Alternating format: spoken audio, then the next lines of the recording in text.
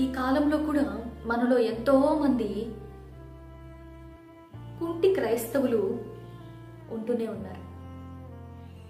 పుట్టినది మొదలుకొని కుంటివాడంట. అంటే కాళ్ళు ఉన్నాయి కానీ ఆ కాళ్ళు పని చేయడం లేదు. బలము లేదు చీలమండలములకు, బలము లేదు పాదములకు.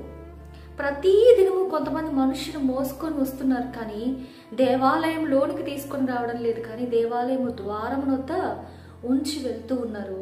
ఈ వ్యక్తి ప్రతి దినము సరైన సమయానికి ఆ యొక్క స్థలమునకు చేరుకుంటున్నాడు. కానీ ఎందుకు?